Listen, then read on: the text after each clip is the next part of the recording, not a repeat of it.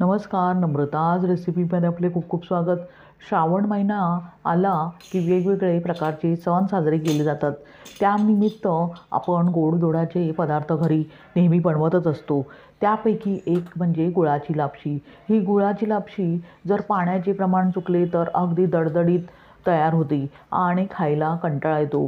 तर आज इथे मी अगदी अचूक प्रमाणासहित गुळाची लापशी कुकरमध्ये तुम्हाला बनवून दाखवणार आहे. कुकरच्या 3 शिट्ट्यामध्ये ही लापशी तयार होते.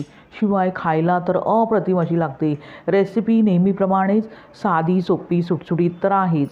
तेव्हा व्हिडिओ अगदी शेवटपर्यंत पहा आणि रेसिपी जर आवडलीच तर नम्रताज रेसिपीला सबस्क्राईब करा. अगदी निःशुल्क आहे आणि सोबतचे बेल आयकॉनवर क्लिक करा, म्हणजे मी जे नवनवीन व्हिडिओ बनवेन त्याचे नोटिफिकेशन तुमच्यापर्यंत पोहोचेल. लाईक करा आणि आपल्या मित्रमैत्रिणींना शेअर करा. चला तर मग जास्त वेळ न घालवता गुळाची लापशी लगेचच बनवायला सुरुवात करूया. गुळाची लापशी बनवण्यासाठी प्रथम आपण गुळाचे पाणी तयार करून घेऊया. त्यासाठी इथे मी गॅसवर एक पातेले गरम करत ठेवले आहे. पातेले गरम झाल्यावर त्यामध्ये 3.5 वाट्या पाणी घालूया. इथे मी ज्या वाटीने लापशी रवा घेतला आहे त्याच वाटीने इथे मी पाणी घेत आहे. त्याच वाटीने इथे पाणी घ्यायचे आहे, म्हणजे लापशी अजिबात चुकत नाही, अगदी परफेक्ट मऊसूत अशी तयार होते.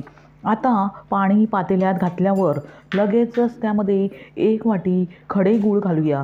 गुळाचे प्रमाण तुम्ही तुमच्या आवडीनुसार कमी जास्त करू शकता किंवा गुळाऐवजी तुम्ही गुळाची पावडर वापरू शकता किंवा साखरही वापरू शकता.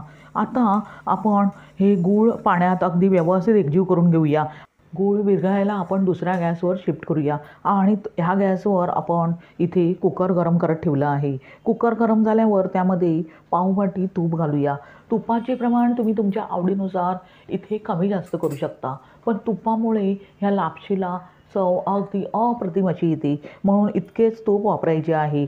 आता तूप थोडेसे गरम झाल्यावर लगेचच त्यामध्ये 1 वाटी 0 नंबरचा लापशी रवा घालूया. इथे 0 नंबरचाच लापशी रवा घ्यायचा आहे आणि तुपामध्ये साधारणतः 4 ते 5 मिनटे मीडियम फ्लेमवर अगदी खरपूस अशा प्रकारे एकसारखा भाजून घ्यायचा आहे. साधारणतः 4 ते 5 मिनटानंतर रवा थोडासा फुलल्यावर लगेचच आपण त्यामध्ये काजू, बदाम आणि मनुका घालूया.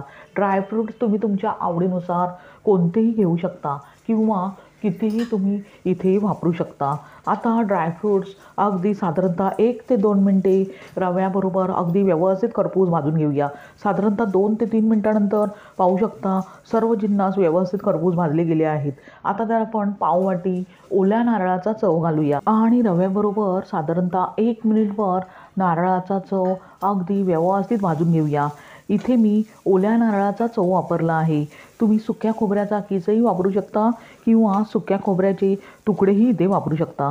साधारणतः 2 मिनटानंतर पाहू शकता सर्व जिन्नस अगदी खरपूस भाजले गेले आहेत. आता ह्या स्टेजमध्ये जे आपण गुळाचे पाणी अगदी व्यवस्थितपणे तापवून घेतले आहे ते अशा प्रकारे थोडे थोडे करून घालूया आणि त्यानंतर चमच्याने व्यवस्थित लापशीचा रवा गुळाच्या पाण्यात एकजीव करून घेऊया. आता गुळाच्या पाण्यात रवा व्यवस्थित एकजीव करून घेतल्यावर लगेचच त्यामध्ये चिमूटभर मीठ घालूया.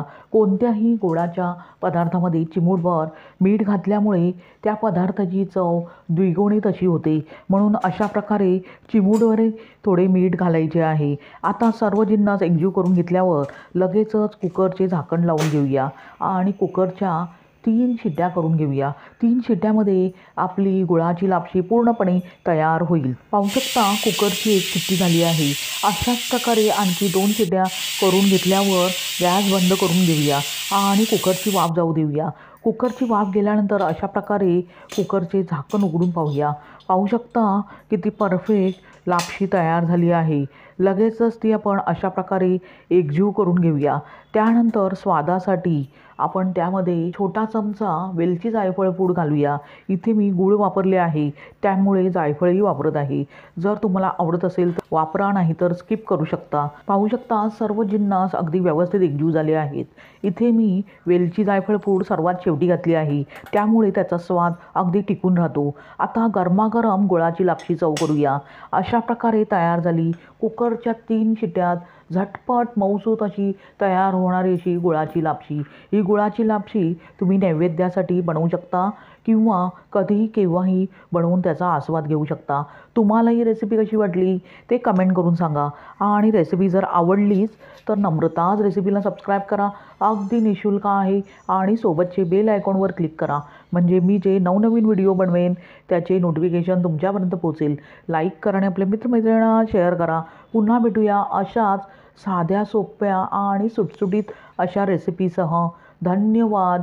श्री स्वामी समर्थ.